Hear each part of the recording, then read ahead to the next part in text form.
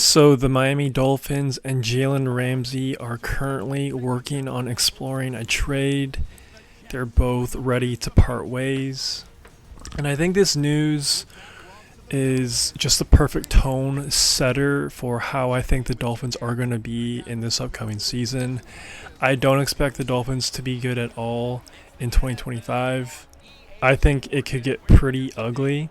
I feel like Mike McDaniel was a bit on the hot seat a year ago, even though recently he did sign a contract extension, and I expect his seat as the head coach of the Dolphins to get even warmer this upcoming year. Not only that, man, but Tyreek Hill was also in the news about a week ago. He had some sort of altercation with his wife, who now wants a divorce.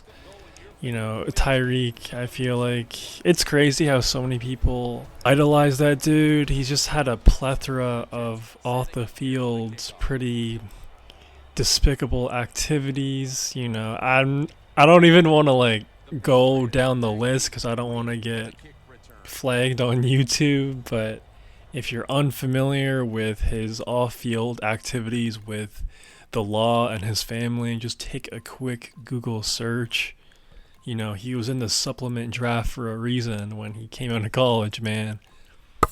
And speaking of him, I wouldn't be surprised if this is his final year in Miami. I really think they should have traded him after the comments he made after their season finale against the Jets. I just don't think that's very professional, and I feel like they could probably get a lot of compensation back for Tyreek Hill at this point. It's always better to trade a player too early than too late, and the Dolphins just need a lot of pieces. They need a lot of help. So to get potentially a lot of draft capital for Tyreek Hill, I think they should definitely explore that. And we all know to his story, you just can't trust him for a full duration of an NFL regular season. But in my opinion, there is a glimmer of hope in Zach Wilson. I'm not saying he's going to come in there and, look like a superstar or anything like that, but if they would have had a backup quarterback a year ago, they probably would have made the playoffs. So now that they actually invested in a backup quarterback, who knows, maybe they could be slightly competitive and maybe they could sneak into the playoffs. Maybe I'll be dead wrong about them. I don't know. I just don't really like the trajectory of this team right now. Mike McDaniel is kind of a questionable head coach. I like him. He's funny, he's quirky, and he's definitely a great offensive-minded guy. But as an overall head coach, not too sure how he fares. And not big on Tua, not big on Tyreek, not big on Bradley Chubb, not really big on that defense. But who knows, man? The NFL and life can be pretty wild at times, and sometimes things can go in unexpected ways. Maybe the Dolphins will be great this year. I'm not sure.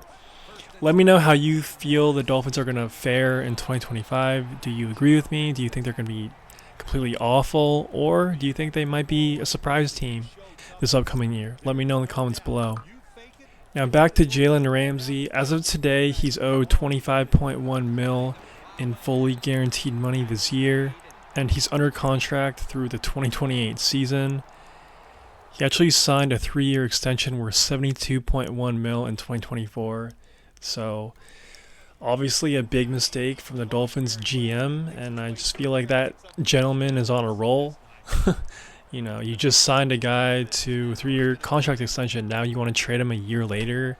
Also, that Tua contract, one of the worst deals in NFL history, in my opinion. But it is what it is. Jalen Ramsey is only 30 years old.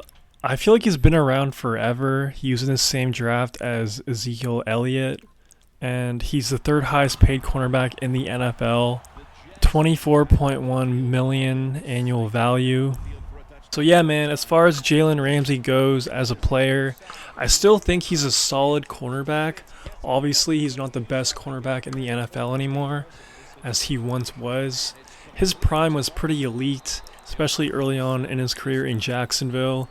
Dude was just a freak out there. Won a Super Bowl in LA. But yeah, whoever acquires him, I think is getting like a solid number 2 corner. Don't really think he's that top number 1 shut down guy anymore, but I still think he could be very, very productive. Like hypothetically, if he went back to the Rams, I could see him being fairly successful. Or if the Eagles are interested in acquiring him, I think he could fit in very well with that defense. I bring those two teams up right off the rip just because those two teams are really aggressive and those are championship teams. And I think Jalen Ramsey would want to go to a championship contender right now. I don't really think he has any interest in chasing a bag. And I'm not sure how many more years he plans on playing, but you would think he would want to go and try to win another Super Bowl. But who knows? Maybe they'll just cut him. I'm not sure what the dead cap would entail, but you never know. That is a possibility. As far as potential compensation back for Jalen Ramsey, I feel like maybe a third round pick, maybe a fourth. Regardless, definitely something to monitor during the draft. Maybe it'll be a draft day trade. Maybe it'll be a day 2 trade. We'll have to see. And there's also another intriguing cornerback that's on the market, and that's Jair Alexander. Now, I think as of right now, when Jair is on the field, I think he's a top 5 corner. It's just that's the problem, is he's extremely injury prone and he's never on the field. So I'm curious, would you rather acquire Jalen Ramsey or Jair Alexander at this point? Let me know in the comments below. If it were up to me and the compensation was even for both of them, I would probably lean towards Jair Alexander. Who knows, maybe his relationship with the Packers has just been pretty rocky the last couple years. Maybe that's why he's not super motivated to get back on the field and play through injuries. I'm not sure. I'm not in the buildings. I'm not reading every Green Bay Packer beat writer's article on Jair, so I don't know, but I do know that once players go to new teams, usually they're extra fired up, they're rejuvenated, and they're ready to go. So I would definitely rather take a flyer on Jair Alexander over Jalen Ramsey, but Jalen Ramsey definitely isn't a bad ad too, man.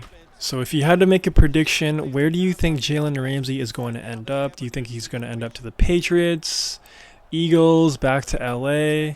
Let me know in the comments below. Definitely a lot of possibilities. But yeah, man, let me know what you think about Jair, Jalen Ramsey, and everything else in between. If you made it this far, please subscribe and like the video. How about your boy Ton? That's all I got for right now. Peace.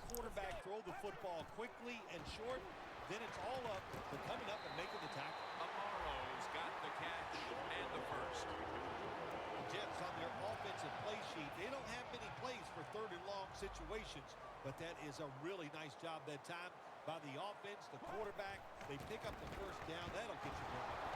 High towers in on the tackle.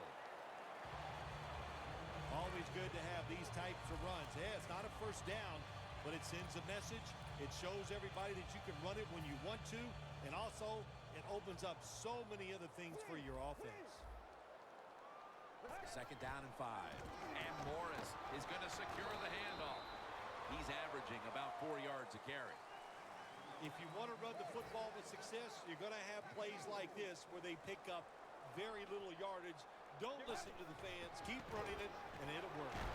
Tackle is made, and the first down is picked up. Morris is able to get it done that time. Why? Because he has the power and the will to make it happen. Third and short, he just gets it done with sheer willpower. 2-minute warning looms, and this may be the last play before it hits. Running away from the pressure. Taking off. Gains 20. And we've reached the 2-minute warning.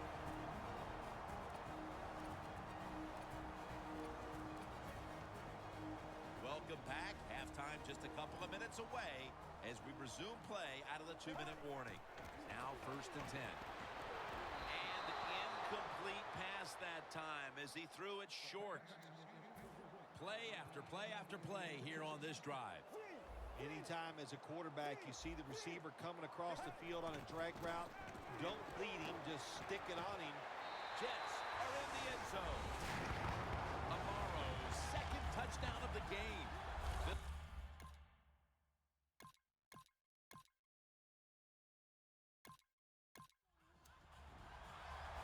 The Jets have had a lot of success in this game offensively, but they've still got a lot of work to do as they come out for this next drive. Well, I think it's easy for them in a situation like this. They know they're going to score a lot of points, so you stay aggressive, you keep calling plays, keep throwing that football down the field, running it with power, and keep scoring points.